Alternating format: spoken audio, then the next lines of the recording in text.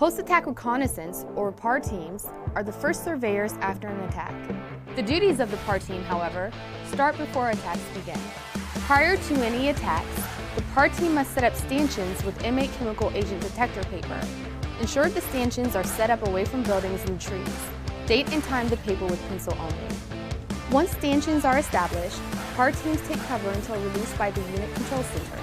Once released, PAR teams will use the route established by their Unit Control Center and conduct a thorough examination of their area.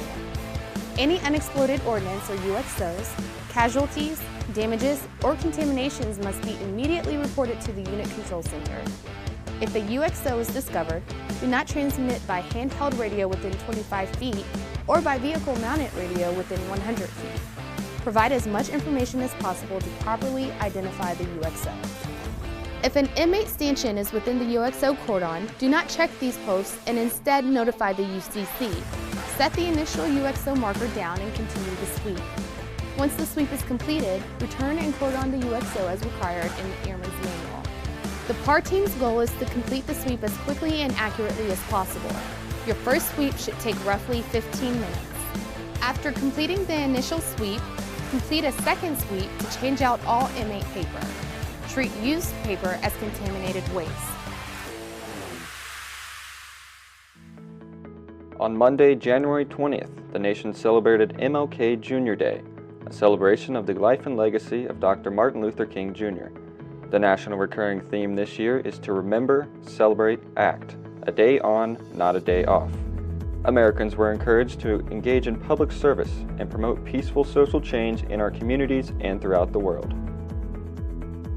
January 9th was National Law Enforcement Appreciation Day, established as a day to recognize and honor those that serve in law enforcement, either in a civilian career or in the military.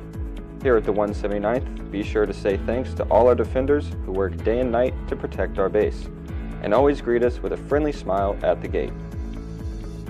National Mentoring Month, observed each January, focuses on the roles mentors play in shaping young people's lives and helping them to achieve their goals.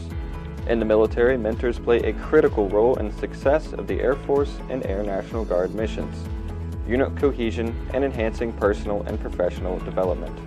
Check out the 179th social pages for stories on mentoring in our unit.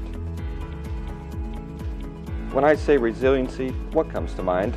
To some airmen at the 179th, it means overcoming some of the most unthinkable circumstances in life and carrying on each and every day. Check out the 179th Facebook page and all our social media channels to read stories of airmen helping airmen right here at our base. If you or someone you know has a story of resiliency, contact the Public Affairs Office to share your story. Also coming up in February, look for stories of diversity from around the wing. Each week, we'll be sharing a story on our Facebook page of airmen who share what diversity means to them. And during RSD this month, be sure to catch our special guest speaker, Chief Edward Taylor III, as he speaks on diversity, inclusion, and Black History Month. The event will be held from 12:30 to 13:30 in the Aircrew Briefing Room and is brought to you by the Equal Opportunity Office. Colonel Troy Kramer, the 179th Mission Support Group Commander, received the United Way of Richland County 2020 Hidden Hero Award. The Hidden Hero Award recognizes those who exhibit exceptional service and dedication to a cause. Colonel Kramer was instrumental in making sure that the program stayed in Mansfield and stayed in the local community. Congratulations on your award.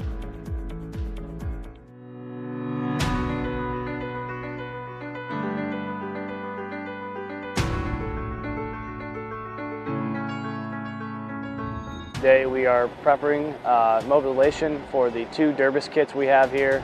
DERBIS stands for Disaster Relief Bed Down System. It's a 250-man personnel bed down kit.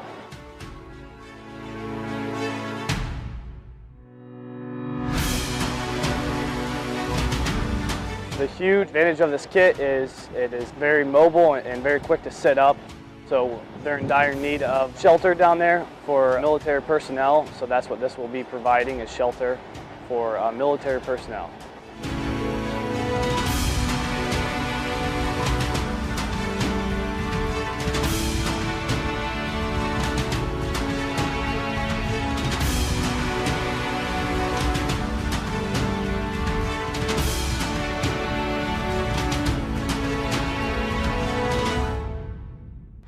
At the heart of the National Guard and the Air National Guard is being able to respond to help the people of the United States of America and the nations that we support. And when there are people in need, we need to be able to respond quickly and confidently to answer whatever call we're given.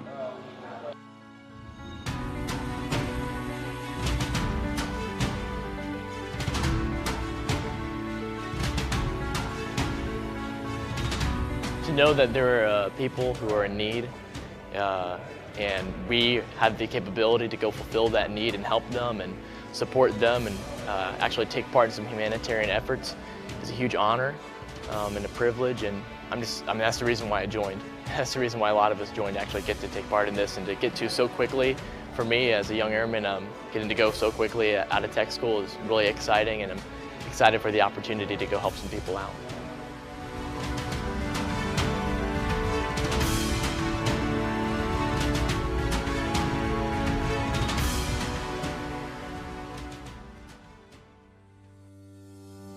Don't forget that the Red Cross will be holding a blood drive on base this Sunday, February 2nd from 9 to 3 p.m.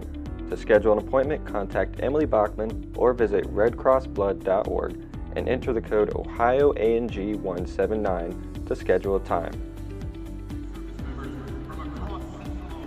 On January 16th, the Columbus Blue Jackets held their annual Military Appreciation Night at Nationwide Arena in Columbus.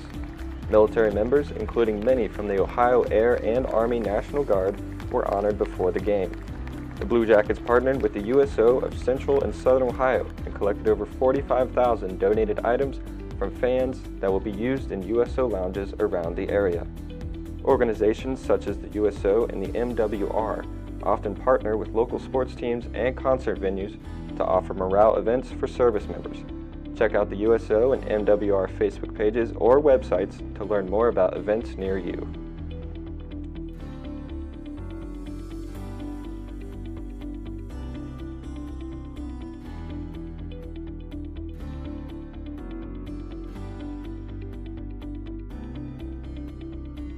And that's all for this month's 179er. I'm Senior Airman Wilson. Have a great weekend.